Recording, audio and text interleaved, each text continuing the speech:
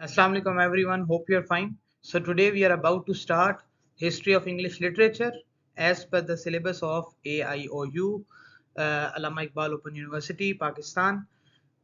तो सबसे पहले हम चलते हैं हम डिस्कस करते हैं ओल्ड इंग्लिश लिटरेचर को। तो people of the British Isles, अब ब्रिटिश आइल्स क्या थे? ये कुछ आइलैंड्स थे। They were group of islands located in the northern part of the Atlantic Ocean. मतलब कि अटलांटिक ओशन का जो नॉर्दर्न पार्ट था वहाँ पर कुछ जजीरे थे। कॉन्टिनेंटल यूरोप जो है, जो आज का हमारा कॉन्टिनेंट है यूरोप का, उसकी वेस्ट में और अटलांटिक ओशन की नॉर्थ में कुछ जजीरे थे जिनको कहा जाता था ब्रिटिश आइल्स। और 55th सेंचुरी में यहाँ पर जब रोमन्स आए और यहाँ पर जो लोग पहले बसते थे उनको हम कहते थे पिक्ट्स एंड स्कॉट्स। उनको पिक्ट्स एंड स्कॉट्स कहा जाता है। However, when the Romans conquered the British Isles in 55th century, most of the indigenous inhabitants were the Celts who came from the Central Europe. मतलब कि शुरू में यहाँ पर आप कहते देखो कि पिक्ट्स, स्कॉट्स और सेल्ट्स, ये लोग यहाँ पर रहते थे। मतलब कि इनकी ये नेटिव लोग थे, यहाँ पे लोकल लोग थे। सेल्ट्स जो थे वो सेंट्रल यूरोप से यहाँ पे आए थे। सेंट्रल यूरोप आज हमारे पास जो सेंट्रल यूरोपियन जो कंट्रीज हैं वहाँ से ये लोग यहाँ पर आए थे, जिनको सेल्ट्स कहा जाता है। सेल्ट्स बेसिकली फार्मर्स थे, शेफर्ड्स थे, भेड़ें चराया करते थे और बकरियां चराया करते थे, चरवाहे थे basically. And they live peacefully in the far of Roman colony. और ये एक रोमन, क्योंकि रोमन यहाँ पे 55th सेंचुरी में इन्होंने कंकर किया था इन ब्रिटिश आइल्स को, तो एक तरह से ये कॉलोनी थी इनकी। ये सारे जो जजीरे थे ये उन्हीं की कॉलोनी थी। और यहाँ पर बड़े पुरसकून तरीके से सेल्ट्स रहा करते थे। In the beginning of the 5th century से मुराद ये है 400s, 401 से लेके 499 तक या 500 तक, ये जो टाइम है इसको हम कहते हैं 5th century. When the Roman empire declined and disintegrated, the Celtic inhabitants of the British isles were abandoned and left unprotected against the attack of the Picts and Scots from the north. तो ये जो Scots हैं या Picts हैं ये northern part में रहते थे। जब 5th सेंचुरी के अंदर रोमन एम्पायर कमजोर होने लग गई तो ये देवर अनप्रोटेक्टेड। तो पिक्ट्स और स्कॉट्स जो थे उन्होंने यहाँ पर नॉर्थ से आके यहाँ पर अटैक किया। इसके अलावा कुछ जर्मेनिक ट्राइब्स थे जो बड़े मशहूर थे कॉन्टिनेंटल यूरोप के, उन्होंने भी यहाँ पे ब्रिटिश आइल्स को इन्वेट करना शुरू कर दिया। वो जर्मेनिक ट्राइब्स कौन कौन से थे? उसमें एंगल्स, सैक्सन और नॉर्मन्स, ये हम आगे जाके पढ़ते हैं। बल्कि ज्यूट्स, सॉरी। इस तरीके से ये कुछ जर्मेनिक ट्राइब्स थे जो यहाँ पर आके बसे, जिनकी इंग्लिश जो थी वो ओल्ड इंग्लिश कहलवाई बाद में। तो लैंग्वेजेस कौन कौन सी बोली जाती थी यहाँ पर? Languages spoken in the British IELTS. About 2000 years ago जो सेल्ट्स यहाँ पर रहते थे ब्रिटिश आइल में, वो गेलिक एंड वेल्श लैंग्वेजेस बोलते थे। वेल्श लैंग्वेज मतलब वेलिश लैंग्वेज या जो भी इनकी लैंग्वेज थी वो इस तरीके से जुबान बोली जाती थी। लेकिन जब रोमन्स यहाँ पर आए तो इन्होंने यहाँ पर लैटिन इंट्रोड्यूस की। अब रोमन कैथोलिक्स थे, और कैथोलिक्स जितने भी क्रिश्चियंस थे उनकी जो लैंग्वेज थी, बाइबल थी, इट वाज इन लैटिन। तो अ, ये लैटिन को इन्होंने इंट्रोड्यूस करवाया यहाँ पर, जो कि उस वक्त पूरे यूरोप में बोली जाने वाली जुबान थी। जब यहाँ पे एंग्लो सैक्सन्स आए तो उन्होंने अपनी जर्मैनिक लैंग्वेज को यहाँ पर लेके आए। इंग्लिश जो थी वो भी एक जर्मैनिक लैंग्वेज ही थी, जो आहिस्ता आहिस्ता 450 में जाके इवॉल्व होने लग गई। It was initially spoken by the Anglo-Saxon population, but gradually spread to other parts of the islands, and people of other races also adopted it. यानी कि एंग्लो सैक्सन्स जो थे उनकी बेसिकली लैंग्वेज इंग्लिश थी, और they were one of the Germanic tribe जो यहाँ पर आए। इसमें एक बहुत इंपॉर्टेंट नाम जो है हमारे सामने, वो एल्फ्रेड उसका एक है, जो एंग्लो सैक्सन किंग था एल्फ्रेड, जिसको एल्फ्रेड द ग्रेट भी कहा जाता है। और उसके बाद उसी के आगे जो उसी की जो जनरेशन थी उन्होंने बुनियाद रखी इंग्लैंड की। उसने सारे इन ट्राइब्स को, सारे किंगडम्स को यूनाइट किया, और he used to have be the king of Wessex. अब यहाँ पर एक मिनट रुक के हम थोड़ा सा देख लेते हैं कि उस वक्त की ज्योग्राफी कैसे थी। अब जो मौजूदा इंग्लैंड था उस वक्त इंग्लैंड नहीं था। उस वक्त एक था वेसेक्स, एक किंगडम था, किंगडम ऑफ वेसेक्स। उसके साथ जो मशहूर था वो उसके बिल्कुल साथ था किंगडम ऑफ मर्सिया, और उसके अलावा एक था किंगडम ऑफ नॉर्थम्ब्रिया। फिर स्कॉट्स थे, ठीक है, वेल्श थे, इस तरह के ये लोग वहां पे मौजूद थे। तो जो बड़ी एम्पायर्स या बड़े किंगडम्स थे उस वक्त इस खित्ते के अंदर, उसमें वेसेक्स, जिसको किंग आर्थर जो था वो उसको लीड करता था। इस तरीके से किंगडम ऑफ मर्सिया था और किंगडम ऑफ नॉर्थम्ब्रिया, ये तीन पुराने किंगडम्स थे बड़े मशहूर एंग्लो सैक्सन एज के दौरान। और एल्फ्रेड का जो मकसद था वो यही था कि वो इन तीनों को यूनाइट करे और एक इंग्लैंड बनाए।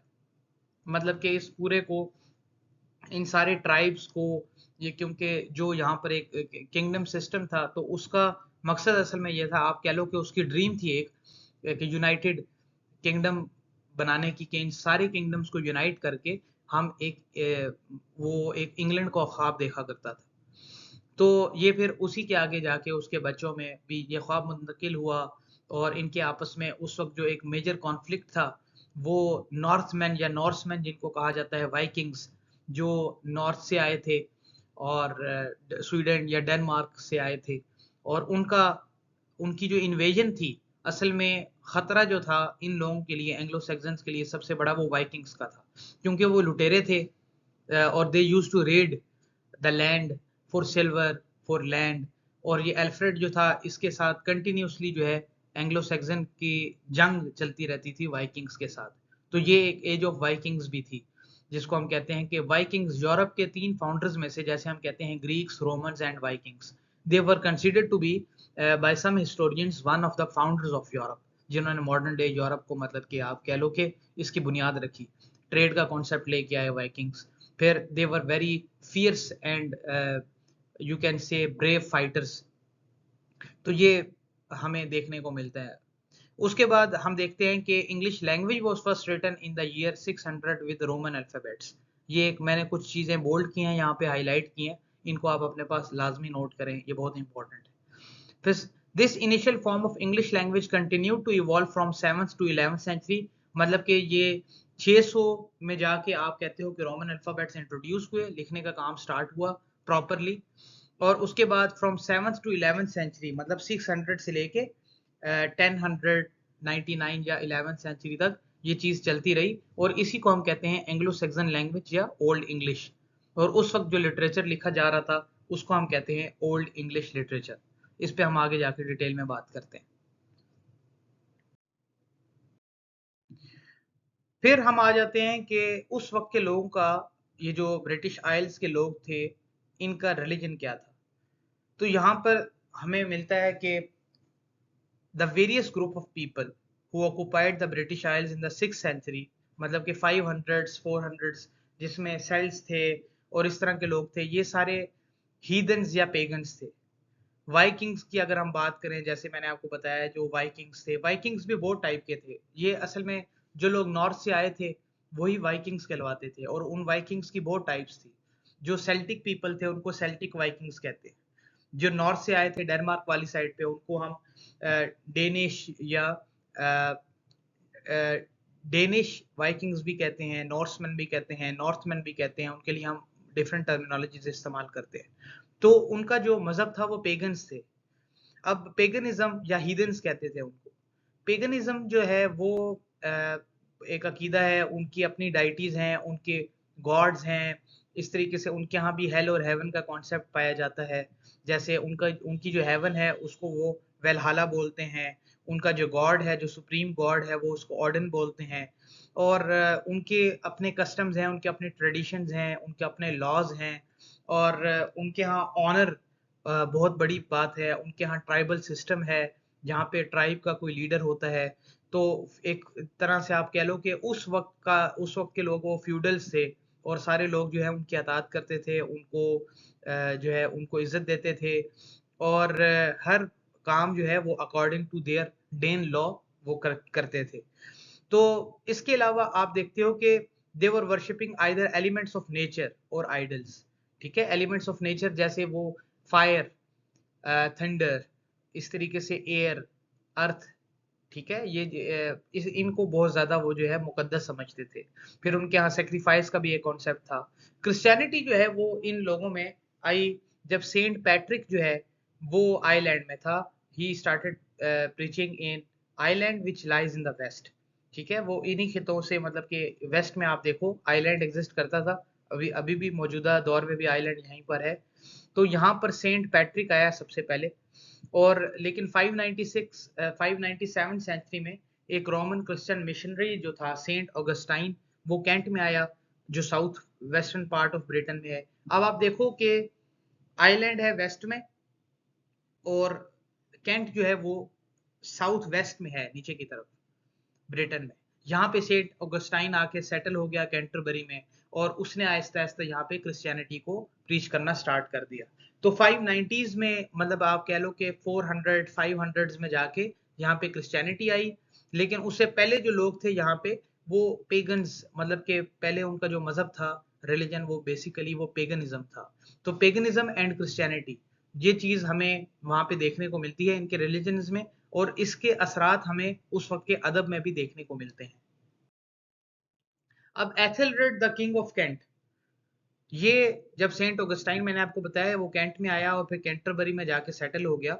Ethelred the king of Kent was the first notable British to convert to Christianity. ये मैंने इसको हाईलाइट किया, ये इंपॉर्टेंट है नाम, कि Ethelred the king of Kent जो था, he was the first notable British to convert to Christianity following the advice of Saint Augustine. Ethelred ordered the writing of codes of law in English language. अब ये कौन सी English language है? ये यही old English language है, जिसमें इसने कहा कि आप जितने भी कोड्स ऑफ लॉज हैं, मतलब के जो असूल वगैरह हैं वहाँ के, तो आप इसको इंग्लिश लैंग्वेज में लिखना शुरू करो। Thus began the process of writing of literature of English language, which had so far existed only in oral form. अब पुराना जो ट्रेडिशन था वो ओरल था, जितना भी लिटरेचर प्रोड्यूस हो रहा था वो ओरली लिटरेचर प्रोड्यूस हो रहा था। तो English language, it started evolving with the spread of Christianity in the British Isles, and it was known as Old English. और in the next few centuries हम देखते हैं कि ब्रिटिश जो थे उधर के, उन्होंने क्रिश्चियनिटी को एज अ रिलीजन अडॉप्ट कर लिया, और जैसे जैसे क्रिश्चियनिटी जो है वो लोग अडॉप्ट करते गए, क्रिश्चियनिटी इवॉल्व होती गई, साथ साथ जो लिटरेचर है ओल्ड इंग्लिश का, वो भी इवॉल्व होता गया। तो ये मजहब की एक जुबान थी उस वक्त जो बोली जा रही थी, ओल्ड इंग्लिश। और ठीक है, लैटिन भी इस्तेमाल हो रही थी वहाँ पे, हमें देखने को मिलते हैं आगे चौसर में बहुत ज़्यादा हमें असरात देखने को मिलते हैं लैटिन के। और इस तरीके से हम जब ये एंग्लो सैक्सन एज के बाद एंग्लो नॉर्मन एज को डिस्कस करते हैं, तो उसमें हमें बहुत से फ्रेंच वर्ड्स भी मिलते हैं। और यही वजह है कि आज की जो मौजूदा इंग्लिश है, इसमें बहुत ज़्यादा इम्पैक्ट है ग्रीक, लैटिन और फ्रेंच का। फिर हम देखते हैं कि old English literature, old English literature किस तरह का लिखा जा रहा था। तो ओल्ड इंग्लिश या एंग्लो सैक्सन लैंग्वेजेस जो थी, उनको हम डिफरेंट तरीके से डिवाइड करते हैं। हम डिवीजन करते हैं या क्लासिफाई करते हैं उनको कि रिलीजियस लिटरेचर और सेकुलर लिटरेचर। ज़्यादातर जो जॉनरा था वहाँ पे उस वक्त वो पोइट्री की शक्ल में था, या कुछ प्रोज भी थी, लेकिन ज़्यादा पोइट्री और ओरल, इससे पहले ओरल लिटरेचर था। लोग जो थे दास्तानें सुनाते थे, फोकलोर्स होती थी, किस्से होते थे, कहानियाँ होती थी, कसीदे होते थे। अब देवी देवताओं की लिए उनकी तारीफ में, जैसे हम आज हमद करते हैं अल्लाह ताला की तारीफ में, तो इस तरीके से वो उनको खुश करने के लिए सेक्रीफाइस करने के दौरान या अपनी प्रेयर्स में वो कुछ वर्सेस को रिसाइट करते थे। उनके यहाँ रेसिटेशन होती थी, नरेशन होती थी, वो ज़्यादा पोइटिक फॉर्म में होती थी। तो हमें रिलीजियस और सेकुलर दो तरह के कॉन्सेप्ट मिलते हैं। Since the only literate people in the British Isles from 7th to 11th centuries and even later were the members of the ecclesiastical class or clerics, मतलब कि जो आप कह लो कि religious people थे, serving the Christian church in different capacity, और या therefore most of the literature written and preserved in old English was religious। ज्यादातर जो लिटरेचर हमें इस वक्त का मिलता है वो रिलीजियस मिलता है, और पोएट्री जो उस वक्त की थी वो रिलीजियस भी थी, सेकुलर भी थी। लेकिन जो ओनली सर्वाइविंग प्रोज हमें मिलती है वो रिलीजियस मिलती है, और वो भी जिसमें मोरालिटी के बारे में बताया जाता है, अच्छे बुरे की तमीज सिखाई जाती है, अखलाकियात के बारे में बताया जाता है। ओल्ड इंग्लिश पोएट्री अगर हम देखें तो इसमें हमें वेरियस पोएट्स मिलते हैं, ठीक है, और इसमें एक अलिटरेटिव वर्स है, मतलब कि रेपिटेशन हो रही होती है कंसोनेंट साउंड्स की, कंसोनेंट क्लस्टर्स की, ठीक है।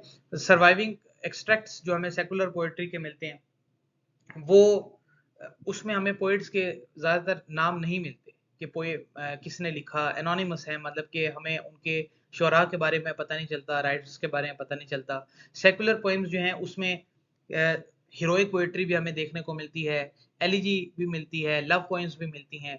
जो हीरोइक पोएट्री है उसमें एक नैरेटिव वर्स होती है जिसमें किसी ब्रेव वॉरियर का ज़िक्र होता है, वो किसी एडवेंचर पे जाता है, उसमें फ़िक्टिशियस कैरेक्टर्स होते हैं।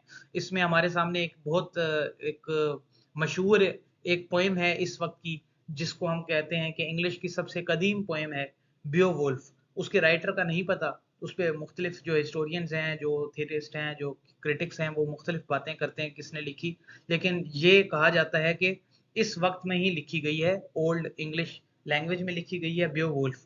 वो बहुत मशहूर है। बियोवुल्फ एक कैरेक्टर है, हीरो है। ये एक एपिक पोएम है, वो लॉन्ग नैरेटिव पोएम है और इसकी पूरी स्टोरी है, इसको हम आगे जाके थोड़ा सा ब्रीफली डिस्कस करते हैं फर्दर स्लाइड्स में। तो टेलिंग इसमें इमेजिनरी कैरेक्टर्स होते हैं, हीरोइक पोएम्स में कोई बैटल होती है, एडवेंचर होता है, ठीक है। और इसी तरीके से कुछ लव पोएम्स हैं जो जिसमें स्ट्रॉन्ग एलिमेंट ऑफ सोरो दिखाया गया है, दुख दिखाया गया है, बेवफाई दिखाई गई है और इसमें मोहब्बत का एलिमेंट भी दिखाया गया है, इसमें नॉस्टैल्जिया भी है और इसमें जो है वो होपलेसनेस भी है, इसमें ज़िंदगी की जो बेसबाती है या आप कह सकते हो कि मायूसी जो है इंसान की, वो भी दिखाई गई है। तो ये लव पोएम्स लिखी गई, हीरोइक पोएम्स लिखी गई, रिलीजियस पोएम्स लिखी गई, इस तरीके से पोएट्री जो है ओल्ड इंग्लिश में लिखी जा रही थी। हीरोइक पोएम्स में हम जल्दी से डिस्कस कर लेते हैं बियोवुल्फ को।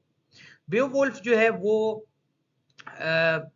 800 से 1000 सेंचुरी के दरमियान में कहते हैं इसका मैन्युस्क्रिप्ट लिखा गया और इसका सेंट्रल कैरेक्टर है बियोवुल्फ, उसके नाम पे ये है। It contains more than 3000 lines और इसके दो हिस्से हैं, टू पार्ट्स हैं। The first part of the poem, in the first part of the poem, the character of Beowulf appears as a young and brave warrior, and in the second part as an old and wise king. मतलब कि पहले जो Beowulf poem का जो पहला हिस्सा है, ये एक लॉन्ग नैरेटिव पोएम है, मोर देन 3000 लाइन्स। इसका जो पहला हिस्सा है, उसमें Beowulf जो है, वो एक यंग वॉरियर है, स्ट्रॉन्ग वॉरियर, ब्रेव वॉरियर। और जो सेकंड पार्ट है, उसमें ये एक ओल्ड एंड वाइज किंग की तरह हमें दिखाया गया है। ठीक है, मतलब उसका फ्यूचर दिखाया गया कि बाद में उसकी जिंदगी में क्या हुआ। और इसका एक्शन जो है वो भी two parts of the poem में है और इसमें बताया गया टाइम स्पैन कितना 50 इयर्स का है, मतलब पार्ट 1 और पार्ट 2 के बीच में 50 इयर्स का गैप है।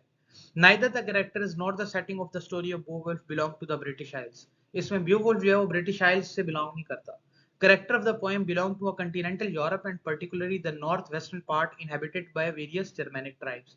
मतलब हम ब्रिटिश आइल्स की सेटिंग नहीं है यहाँ पे, जर्मैनिक ट्राइब जहाँ से आए थे उधर की सेटिंग है। मतलब ये पोएम वहीं पर लिखी, वहीं उसी के बारे में लिखी गई कि जो किरदार है, मरकजी किरदार बेओवुल्फ का, ये वहां से आया। और बेओवुल्फ का जो एडवेंचर है वो एक लैंड में होता है where climate is cold and terrain is rough and inhospitable. मतलब कि वहां पे शदीद सर्दी पड़ती है, मतलब जैसे जर्मैनिक ट्राइब्स जो सेंट्रल यूरोप है आपका या नॉर्दर्न यूरोप है, वहां पर शदीद बर्फ पड़ती है। Poem which was initially composed to be sung depicts a time when the Germanic tribes were living in their native land in the continents of Europe. अभी ये उस वक्त की बात की जा रही है जब जर्मैनिक ट्राइब्स जो हैं वो यूरोप में ही रह रहे हैं, वो यहाँ पर ब्रिटिश आइल्स में नहीं आए। और इसका इस पोएम को इसलिए लिखा गया ताकि इसको गा के सुनाया, जैसे मैंने ओरल ट्रेडिशन होता है, मैंने आपको बताया। अच्छा, अब जो पहला पार्ट है पोएम का, इसमें जो सेंट्रल कैरेक्टर है बेओवुल्फ का, वो अ, एक गीट है, मतलब जर्मैनिक ट्राइब है जिसका नाम है गीट। तो गीट है एक, और गीट से बिलोंग करता है और रहता है southern part of the present day Sweden. और he visits the court of King Hrothgar of Denmark. मतलब वो डेनमार्क आता है, वहां पे किंग है। किंग जो है वो बहुत परेशान है क्योंकि इसका जो हॉल है वो एक जो है फेरिशियस मॉन्स्टर जिसका नाम ग्रेंडल है, उसकी वजह से परेशान है। ग्रेंडल एक मॉन्स्टर है जो मारता है, लोगों को मार रहा है, आए दिन मारी जा रहा है और लोगों के अंदर एक शदीद खौफ और हॉरर और एक डर है। तो उसकी वजह से किंग जो है वो बहुत परेशान है और कोई भी किंग का जो वॉरियर है वो इस काबिल नहीं है कि ग्रेंडल को मार सके या गिरफ्तार कर सके, तो उस मॉन्स्टर को रोक सके कि वो वही ये जो एक खुलेआम कत्लो गारत कर रहा है या वो जो मॉन्स्टर कर रहा है उसको रोका जा सके।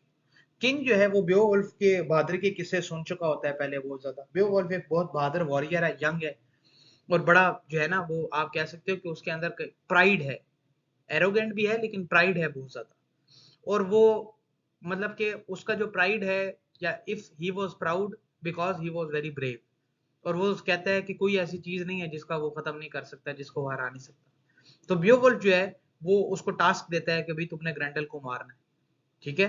तो Beowulf takes up that task of killing Grendel and rid king's, Hrothgar's, people and warriors of the wrath of the monster. कि उसका जो जुल्म है मॉन्स्टर का, उसको खत्म करने की वो ठान लेता है कि भाई मैं इसको जो है वो खत्म कर दूं। अब बियोवुल्फ जो है वो हेरट में आता है और ग्रैंडल को मार देता है। अब ये फिर पूरा एक स्टोरी है कि इस पे मूवीज भी बनी हुई है, आप पढ़ सकते हो, इस पे स्टोरी भी आपको टेक्स्ट पे इसका मिल जाता है, बड़ा इंटरेस्टिंग है। ठीक है, उसको आज की इंग्लिश में भी लिखा गया है, वो आपको समझ आ जाता है आराम से पढ़ के। आप इसकी चीज़ें, मैं लिंक दे दूंगा आपको इसका, जो है आप आराम से इसको रीड कर सकते हो। बहुत अच्छी इस पे मूवीज भी बन चुकी हैं, इसकी बहुत सी टीवी फिल्म एडेप्टेशंस भी हो चुके हैं, आप वो भी देख सकते हो। तो ये ग्रैंडल को जो है वो खत्म कर देता है। अब किंग जो है वो बहुत खुश है और सेलिब्रेट करता है बियोवुल्फ की विक्ट्री को, और एक बहुत बड़ा फीस्ट, एक बहुत बड़ी फीस्ट अरेंज करता है और बहुत गिफ्ट्स देता है बियोवुल्फ को। लेकिन जैसे ही बियोवुल्फ ग्रैंडल को मारता है और ये फीस्ट वगैरह होती है, तो ग्रैंडल की जो मदर है, द शी मॉन्स्टर उसको कहा गया है, वो आती है और रिवेंज लेती है अपने बेटे का, मतलब ग्रैंडल का बदला लेने के लिए आ जाती है। A final and fierce encounter between Beowulf and Grendel's mother occur at her underwater dwelling. After, मतलब कि ये बहुत इस तरीके से होता है कि जो ग्रैंडल की जो मदर है वो अब अपने बच्चे का इंतकाम लेने आ रही है। तो बियोवुल्फ के साथ उसकी जंग होती है अंडर वाटर, एक इनकी जंग होती है। After successfully killing the she monster, Beowulf visits the great hall of Heorot where he is presented several gifts and rewards by King Hrothgar. अच्छा, फिर वो अपने नेटिव कंट्री में वापस आ जाता है और कुछ सालों बाद वो वहां पे अपना किंग बन जाता है, जो उसका नेटिव कंट्री होता है यूरोप में। सेकंड पार्ट में क्या है कि ब्यूवुल्फ जो है 50 इयर्स गुजर चुके हैं, अब वो एक बूढ़ा हो रहा है और गीट्स पे रूल कर रहा है अपने ट्राइब पे। लेकिन अब वो उसका जो है वो बुढ़ापा आ गया, 50 साल का गैप आ गया बीच में दोनों पार्ट्स के। अब he again faces a challenge to protect his people from the wrath of a dragon. लेकिन अब यहाँ पर क्या है कि इसको एक और मसला आ गया ड्रैगन का। अब ड्रैगन जो है उसने एक ट्रेजर को प्रोटेक्ट किया हुआ है। Dragon had protected a treasure but वो डिस्टर्ब होता है when some miscreants stole some precious vessels from the treasure. कुछ लोग हैं वो उस ड्रैगन वो एक तरह से हिफाजत कर रहा होता है एक ट्रेजर की। कुछ लोग होते हैं वो उस ट्रेजर को जाके चुराने की कोशिश करते हैं, ये चुरा लेते हैं। तो ड्रैगन जो है वो उसको गुस्सा आ जाता है और पूरे बियोवुल्फ के किंगडम को वो जो होता है आग वहां पे फेंकना शुरू कर देता है, बहुत से लोगों को तबाह करता है, बहुत सी जो है वो प्रॉपर्टीज जो है, बिल्डिंग्स जो है उनको डैमेज करता है। अब बियोवुल्फ बूढ़ा हो चुका है, अब वो ड्रैगन पे जाके उसके साथ हमला करता है और ड्रैगन के साथ जंग करता है और ड्रैगन को मार देता है, स्ले कर देता है। But also gets mortally wounded in this encounter and finally dies. अब शदीद जख्मी हो जाता है इस दौरान और मर जाता है। तो जो लॉन्ग नैरेटिव पोएम है वो डिस्क्रिप्शन ऑफ बियोवुल्फ्स फ्यूनरल, उसका जो एंड दिखाया गया है, जो आप कह लो कि जो क्या कहते हैं उसको, अ, जब स्टोरी खत्म होती है, क्लाइमेक्स इसका जो है वो यही है कि भाई इनकी जो फाइट होती है उसमें इमोर्टली वुंडेड हो जाता है और फिर फाइनली डाइज। तो एंड जो है स्टोरी का, उसमें बेओल्फ का जनाजा दिखाया जाता है, जो फ्यूनरल दिखाया जाता है। His body shown is shown being burned on the pyre while his warriors mourn his death. और ये पायर एक कश्ती सी होती है, मतलब कि उस वक्त का जो पैगनिज्म का जो रिलीजन था, वहां पे जो ग्रेट वॉरियर्स थे उनको प्रॉपरली तैयार करके उनके हाथ में उनका हथियार या तलवार वगैरह जो है, या एक्स जो भी चीज है, उसको पकड़ा के एक कश्ती पे करके वो एक पानी में बहा देते हैं और फिर उसको आग लगा देते हैं। तो ये उनका एक तरीका था जब कोई इनका लीडर या कोई वॉरियर जो है स्ट्रॉन्ग ब्रेव वॉरियर कोई व्हेन ही डाइज। तो यहाँ पे हमें ये चीज देखने को मिलती है कि बियोवुल्फ के अंदर हमें थीम्स मिलते हैं, थीम ऑफ ब्रेवरी मिलती है, थीम ऑफ विजडम मिलता है, थीम ऑफ प्राइड मिलता है, थीम ऑफ रिवेंज मिलता है। कि अब आप देखो लिटरेचर क्या है, लिटरेचर असल में बताता है कि इंसान की क्या कमजोरियां हैं, इंसान की क्या पॉसिबिलिटीज हैं, उसके लिए क्या चीजें मुमकिन हैं और क्या इम्कान है कि उसके साथ क्या क्या चीजें हो सकती हैं। कि एरिस्टोटल ने ये बताया था कि literature teaches us what ought to happen. उसने जो law of possibility and probability पेश किया था, वो हमें बियोवुल्फ में देखने को मिलता है। अब इस स्टोरी में आप देखो सुपरनैचुरल एलिमेंट्स भी हैं, ठीक है, जैसे ड्रैगन है, और इस तरीके से अलावा वो एक ऐसा मॉन्स्टर है, उसको दिखाया जाता है। फिर ग्रेंडल की जो माँ है वो एक सिडक्टिव किस्म का एक चाल चलने की कोशिश करती है, वो बियोवुल्फ को सिड्यूस भी करने की कोशिश करती है, तो मतलब सेक्सुअली सिड्यूस करने की कोशिश करती है। तो उसमें एक टेम्पटेशंस भी दिखाई गई हैं कि थीम, इसमें हमें टेम्पटेशन भी मिलती है, और इसमें हमें ये भी देखने को मिलता है कि आप देखो कि ये एक तरह से डेमी गॉड है।